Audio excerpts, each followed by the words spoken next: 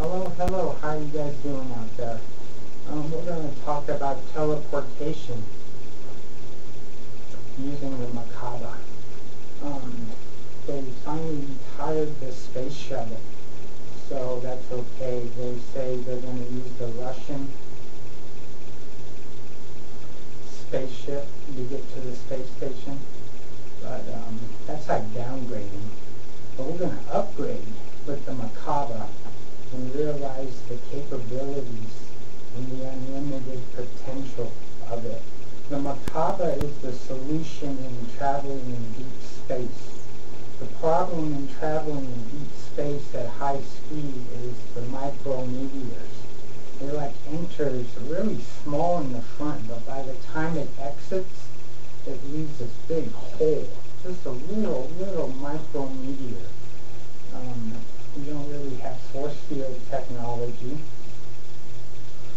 They're talking about using this thick foam to slow it down and catch it in this thick foam. But the Merkabah actually solves this problem as well. Because you must understand that, you understand how fast light travels, but the thing people don't understand that every single thing is made of divine light. So that's how you're able to go faster than the speed of light and not get damaged by the micrometeors. So you're always safe and protected while you're in the Merkabah, while you're traveling at this high speed. So for instance, say if you wanted to bring, say, the space shuttle up to the speed of light or faster, you can do it with the Merkabah because the space shuttle is made of divine light also. But here's the catch. Everyone in the ship would have to have Christ consciousness. They would all have to have the same consciousness to achieve this. We're acting as a society like a bunch of Klingons having a warlike attitude, or a bunch of Ferengi that think of nothing but profit, material gain. This kind of consciousness, you'll never achieve deep space travel. Vehicle of vehicles is Merkabah, the work of a master, as well as a manifestation of extraterrestrial technology of light, for which reason is called vehicle of vehicles. The power and direction of Merkabah proceeds directly from the mind, which is in conjunction with God. It is the mind of a master which literally operates, controls, and stabilizes the Merkabah at all times. Merkabah moves with an all-embracing energy field, which is composed of multiple magnetic, electromagnetic, and magneto-hydrodynamic domains unified into a field status, using multiple polar denominations.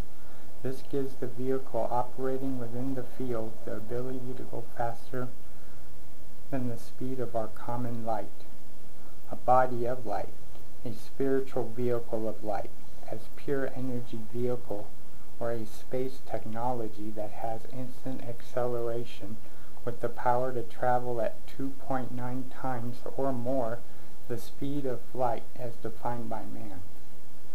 The vehicle has the ability to go faster than the speed of light, and in searching for planetary targets, the vehicle slows down and enters the energy portal. Through these portals, time tunnels or wormholes, the vehicle enters into no time and no space and exits out the other end. Truly, the Merkabah vehicle is not a vehicle of destruction. The Merkabah vehicle is not a vehicle of warfare or intelligence from some other universe out of coordination with Yahweh. Wow, that's pretty good. That's better than the Starship Enterprise. The Starship Enterprise can travel at warp 9.8. Warp 10 is the speed of light, so they're just traveling a little under the speed of light. The Merkabah is going 3 times faster than that. Star Trek did have an episode, though, where they had an alien use the power of his thoughts to take it to the next level. They were able to go out of their galaxy into the next. The only way for this alien to do that is with the Merkabah technology. The Merkabah actually made warp drive obsolete before warp drive was even invented. Love is patient. Love is kind. It does not envy. It does not boast. It is not proud. It is not rude. It is not self-seeking. It is not easily angered.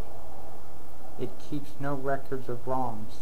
Love does not delight in evil, but rejoices with the truth. It always protects. It always trusts. It always hopes. Always perseveres. 1 Corinthians. The Merkabah is fueled by desire and powered by love. Merkabah is witness to the bringing of prophetic consciousness from one level to other levels of creation. And without Merkabah, no man could enter into the presence of the Father, for Merkabah returns you to the bosom of the Father. Merkabah creates and controls time translation, and it is the hookup or overlap between dimensions of light. Hence, Merkabah can project itself from one life system or galaxy, which contains a series of thresholds, to the life system or galaxy of another universe. Although this hookup is various light thresholds, which interlace the galaxies, are connected, allowing the vehicle to travel between various dimensions of light. And once man has evolved into greater understanding of light, he will also use equations of spiritual energy which will allow him the facility of space travel to other universes, and receive the consciousness, education, and teachings that the higher evolution desires with our planetary society. The vehicles of Merkabah are capable of taking the human evolution into blue-white star fields of population 2 life systems. But before man can enter the Merkabah vehicle and take him to other star dimensions, he must sufficiently prepare for the great energies which emanate from Merkabah vehicles.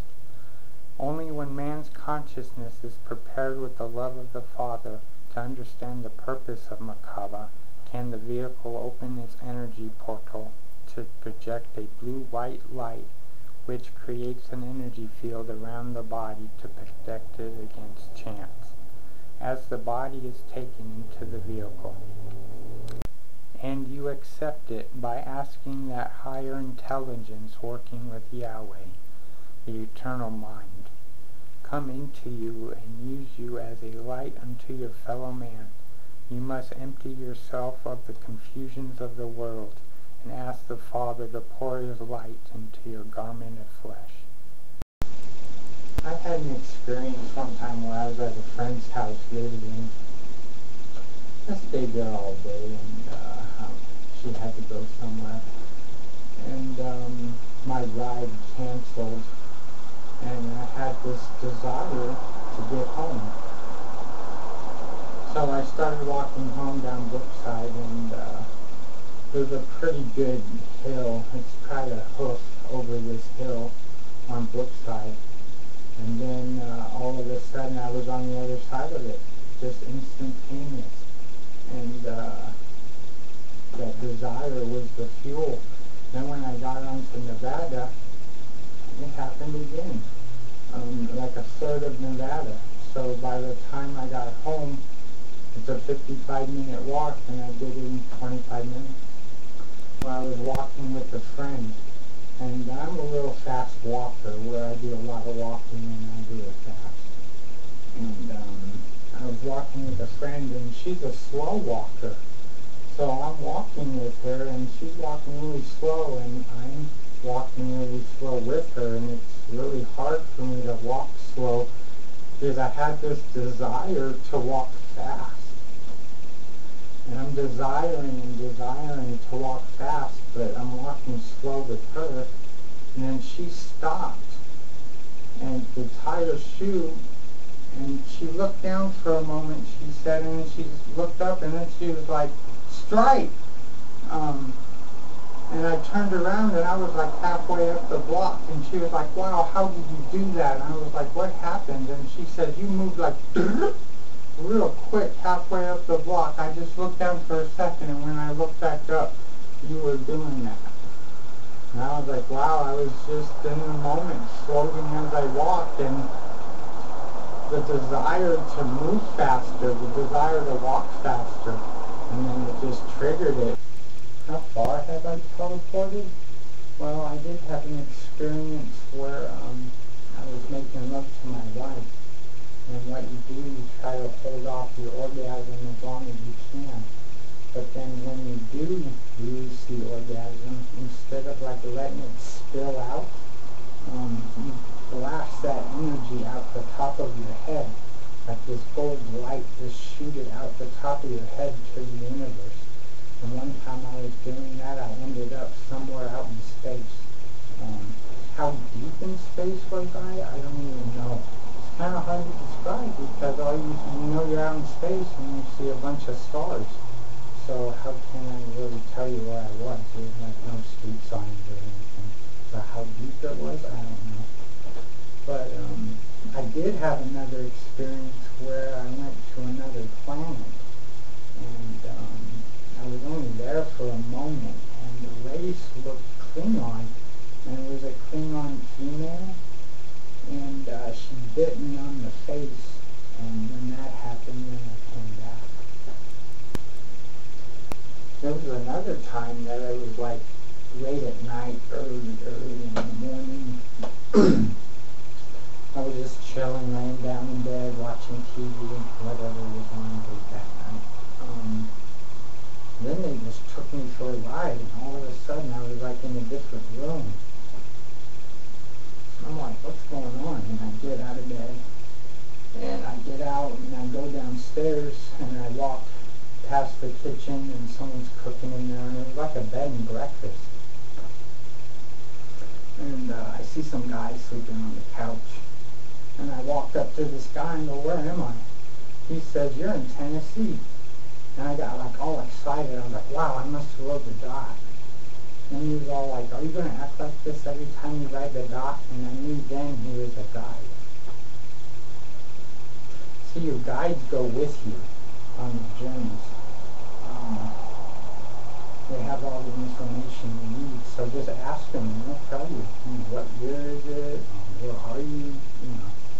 So then I got all excited, so I decided to go look in a mirror, and so I found a mirror, and I looked in it, and I totally had a different face altogether. I had this thick, curly beard, and I thought how cool this is, and I took off this like cowboy hat I had on, and I can see the sweat on my head from the hat. I was like, wow, how cool, and I was like laughing in the mirror, looking at myself. So I totally like shape-shifted.